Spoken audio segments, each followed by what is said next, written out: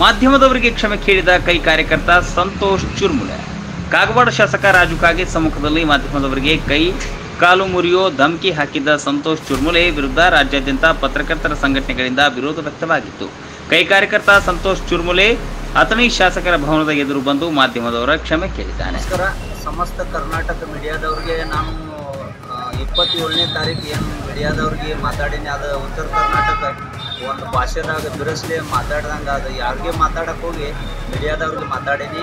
ನಾನು ಒತ್ತಿಂದ ಅವ್ರಿಗೆ ಕ್ಷಮೆ ಕೇಳ್ತೀನಿ. ಯಾಕಂದ್ರೆ ನಮ್ಮ ಈ ಕಡೆ ಯಾರಿಗೆ ಮಾತಾಡಂಗೆ ಅದು ಬೇರೆದವ್ರಿಗೆ ಮಾತಾಡಕ್ಕೆ ಹೋಗಿ ಬಾಯಾಗ ಮೀಡಿಯಾ ಅಂತೇಳಿ ಬಂದೈತಿ. ನಾ ಇಷ್ಟು ಬೆಳ್ಯಾಕ ಇಷ್ಟೆಲ್ಲ ದಾವಣಗೆರೆ ಆ ಕಡೆ ಎಲ್ಲ ಕಡೆ ನಡ್ಕೋತ ಹೋದ್ರೆ ನಮ್ಮ ಮೀಡಿಯಾದವ್ರು ಬೆಳೆಸ್ಯಾರ. ಮತ್ತು ರಾಜ್ಯಾದ್ಯಂತ ಬೆಳ್ಯಾಕ ನಾ ಮೀಡಿಯಾದವ್ರ ಕಾರಣ ಅದೊಂದು ಒಂದು ಇದ್ರಾಗ ಒಂದು ಮಾತಾಡೋದ್ನಾಗ ಅದು ಹೆಸರು ಬೇರೆ ಬಂದೈತಿ.